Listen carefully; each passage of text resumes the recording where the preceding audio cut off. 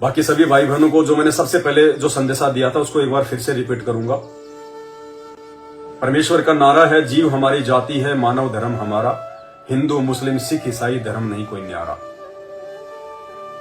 इस मिशन को आगे बढ़ाते हुए अब हम साथ संगत वाले भाई बहनों का भी एक नारा है, ना मैं हिंदू ना मैं मुस्लिम ना मैं सिख ईसाई, और मानवता है धर्म आदि सनातन, बाकी सब कसाई।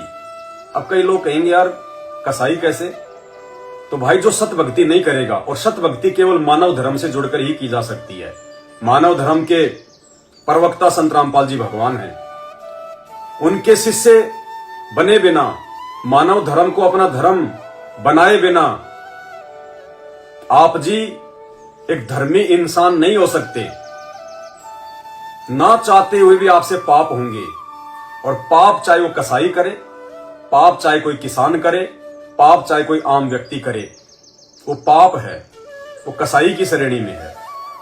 कसाई उसको कहते हैं जो जीव मारता है, जो जीव हत्या करता है। तो संत रामपाल जी की भक्ति अपनाने के अलावा इस कर्म से हम बच नहीं सकते। वैसे परमात्मा कहते हैं, पृथ्वी ऊपर पग जो धारे, 1 करोड़ जीव एक दिन में मारे। एक इंसान 24 घंटे में जो अपनी रोजी रोटी के लिए घर से अंदर बाहर होता है, कहते हैं 24 घंटे में वो 1 करोड़ जीवों की हत्या करता है।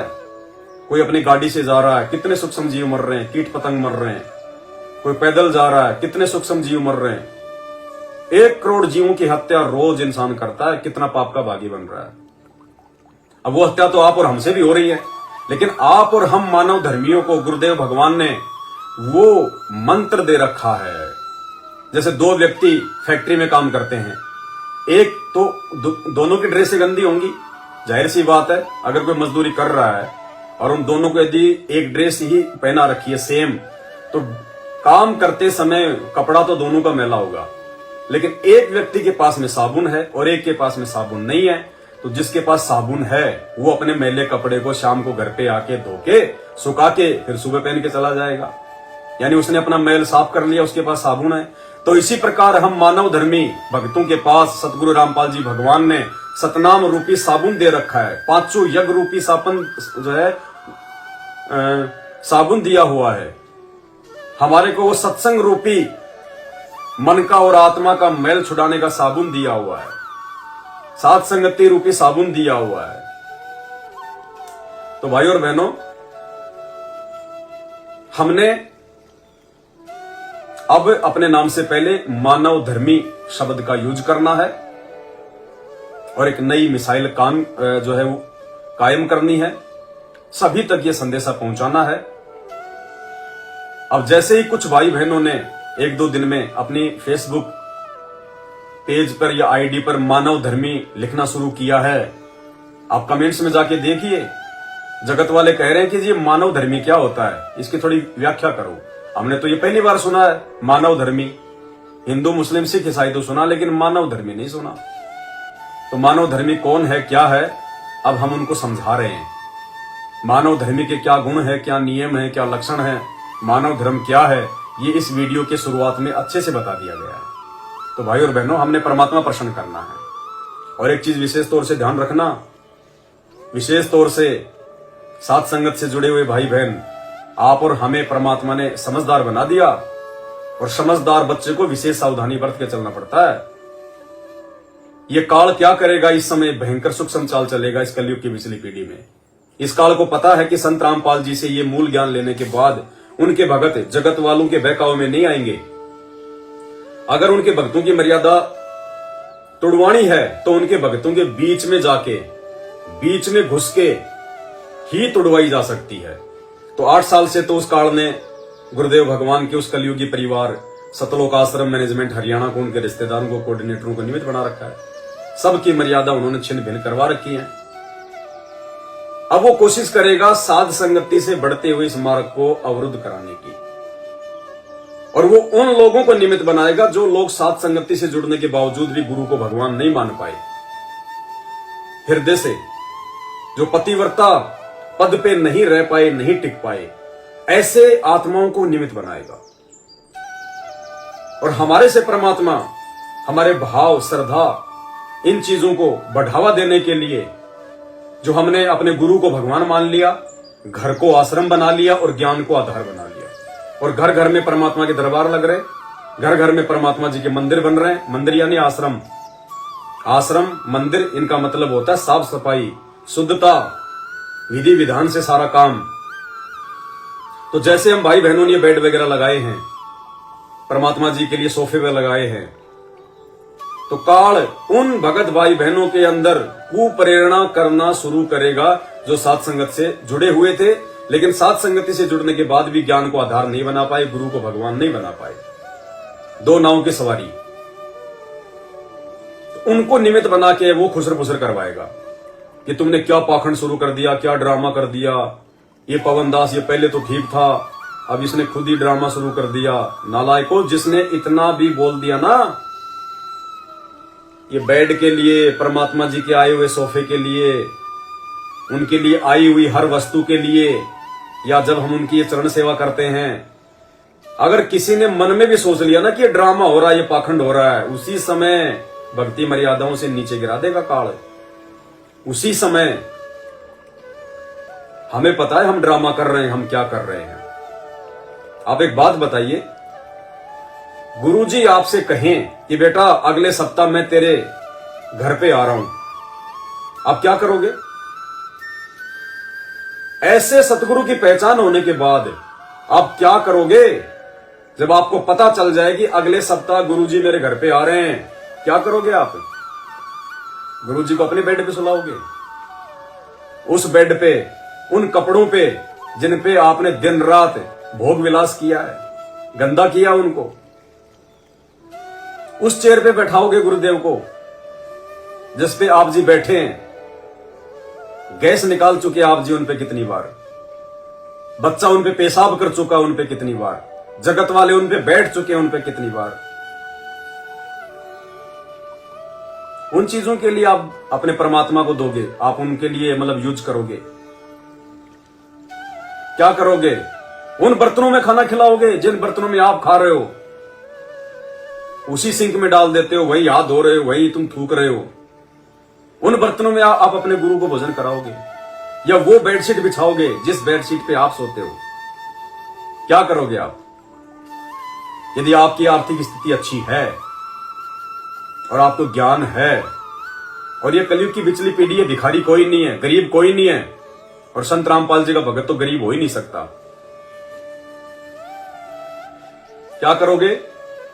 एक सप्ताह के अंदर अंदर आप जी परमात्मा के लिए बढ़िया से बढ़िया पलंग या बेड, बढ़िया से बढ़िया उनके लिए चेयर या सोफा, बढ़िया से बढ़िया बेडशीट या गद्दा, उनके नहाने के लिए साबुन भी अलग है। आपका साबुन यूज करेंगे क्या परमात्मा? उनकी कोलगेट, पेस्ट, हर चीज आप जी इंतजाम कर लोगे या नहीं करोगे? करोगे।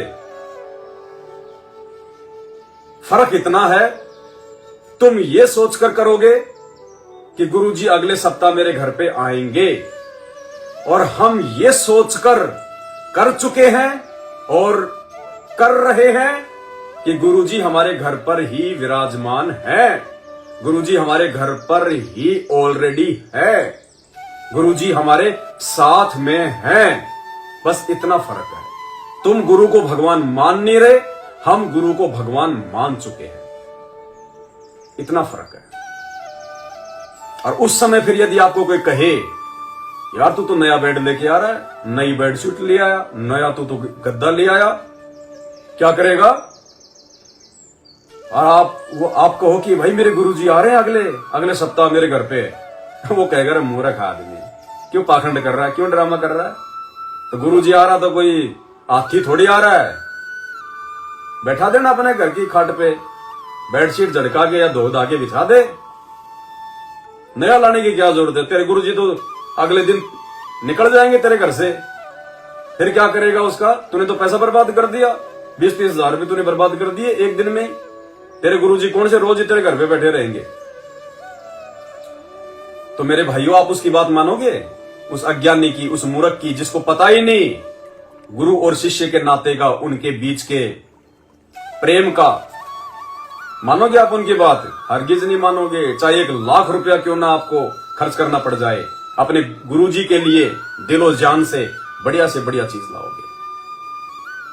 तो आज वो स्थिति उन भाई बहनों की हो रही है जो अभी गुरुदेव भगवान को पहचान नहीं पाए, समझ नहीं पाए, जो अपने घर में और अपने घट में जो अपने गुरुदेव को नहीं मान पा रहे, खाली जेल में देख रहे हैं कि संत रामपाल जी तो जेल में बैठे। तो आप में और हमारी सोच में भाई रात दिन का अंतर है।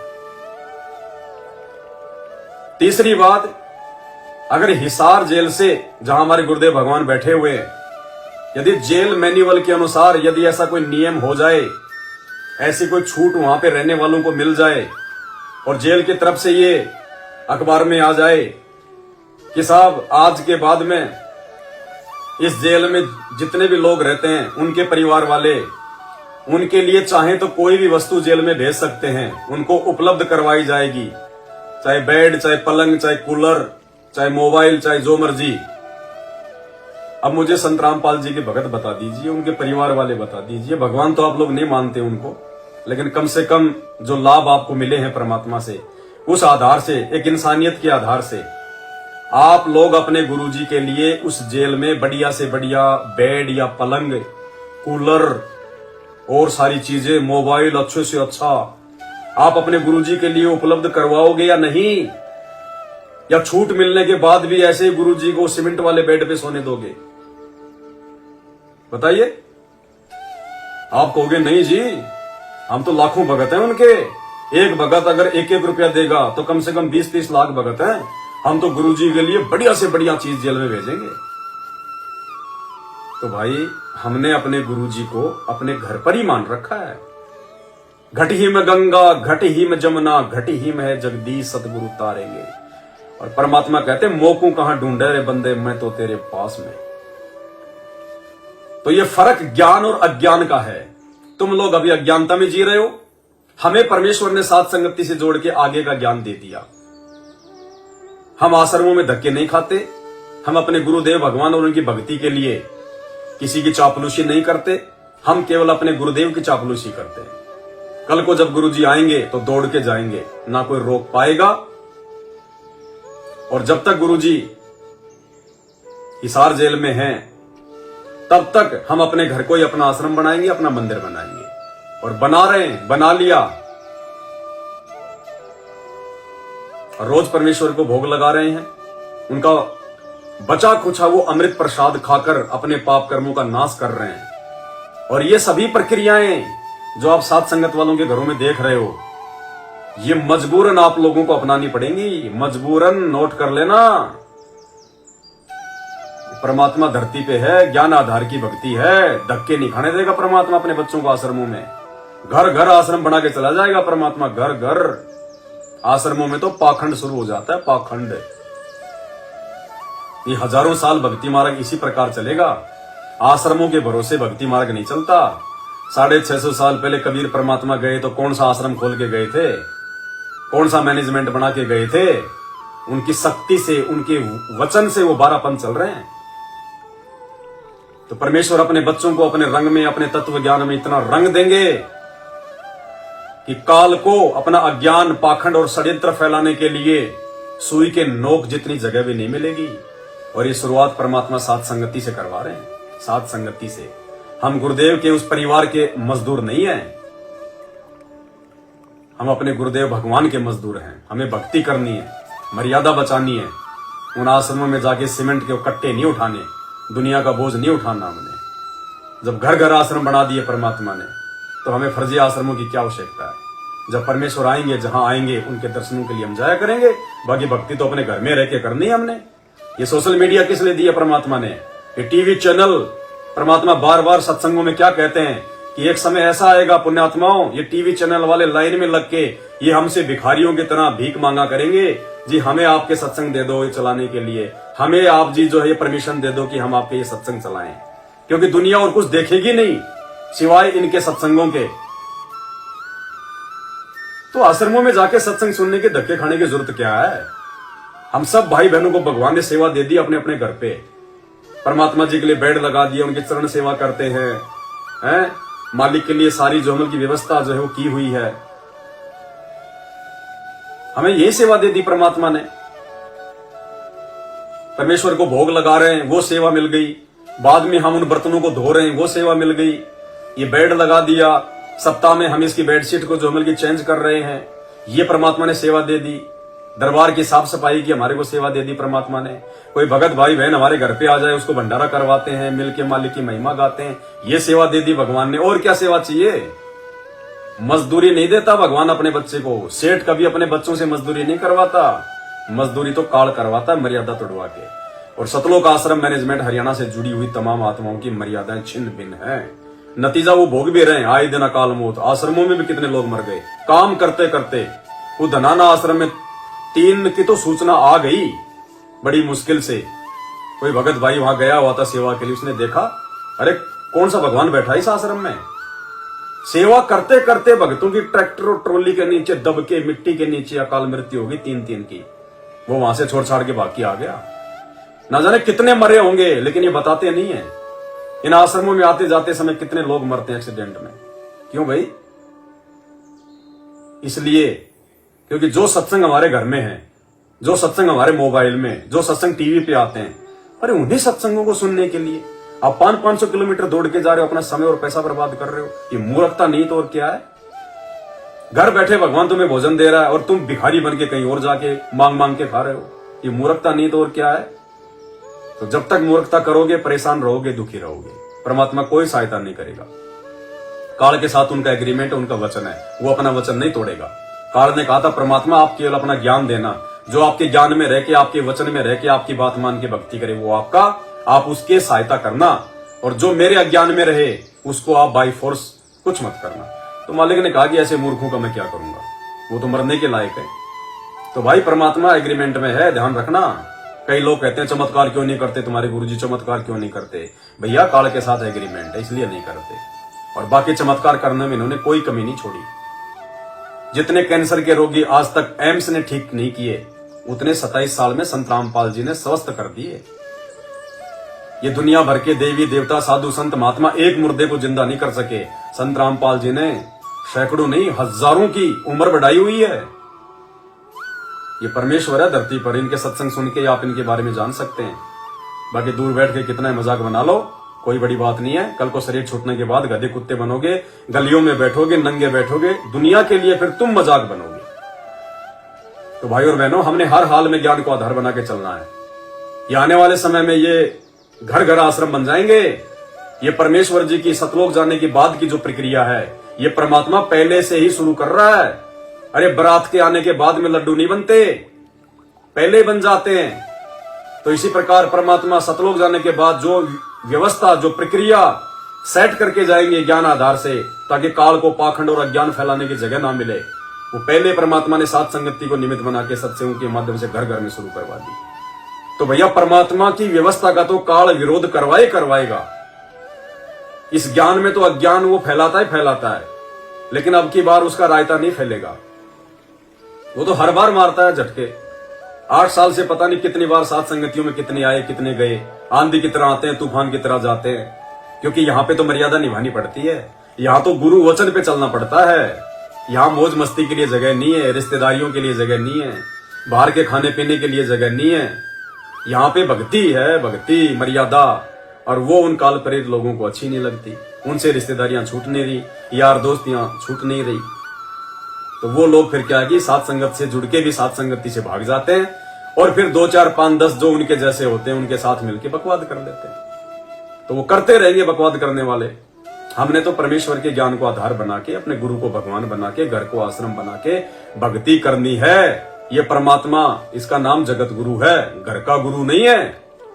ये संत रामपाल जी के जो परिवार वाले हैं, जो कलयुगी परिवार वाले, जिन्होंने संत रामपाल जी को अपने घर की प्रॉपर्टी समझ रखा है, ये तो यूनिवर्सल प्रॉपर्टी है, सार्वभौमिक संपत्ति। ये किसी के घर का गुरु नहीं है, जगत गुरु है, जगत गुरु। तो भाई और बहनों, किसी के बहकाने से और अपने मकसद को मत छोड़ देना। और सात संगतियां यदि आपने करनी है, वैसे तो सात संगतियों के लिए अब कोई विशेष समय रहा नहीं है। जो भी परमात्मा ने जो संदेश देने थे, वो परमात्मा ने सबको दिलवा दिए। हजारों वीडियो बन गए, फिर भी यदि किसी को लगता है कि भाई सात संगतियों में आना चाहिए, जाना चाहिए, तो कोई दिक्कत नहीं है।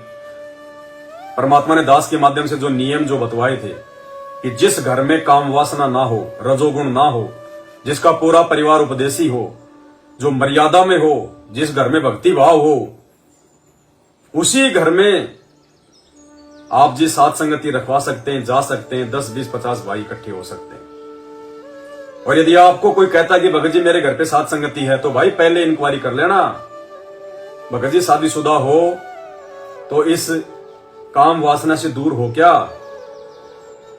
उन भक्तों के लिए है जिनकी एक एज हो चुकी है, जिनके बाल बच्चे बड़े बड़े हो गए।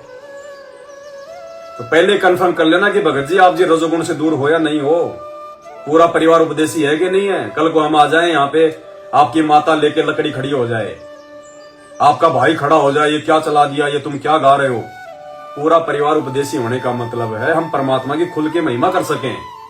अन्यथा ये देवी देवताओं के उपासक ये बीच में फिर खड़े हो जाएंगे, ये तुम क्या बोल रहे हो, ये कहाँ है, ये कैसा है, ये कहाँ है।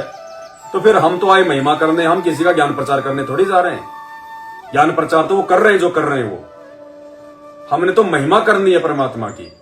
हो गया प्रचार परमात्मा का, आने वाले समय में अपने आप हो जाएगा परमात्मा का प्रचार। जितना परमात्मा ने करना था हो गया प्रचार। प्रचार से दुनिया नहीं मानती, अब दुनिया को ठोकर लगेगी तब मानेगी दुनिया, ज्ञान से नहीं मानती दुनिया।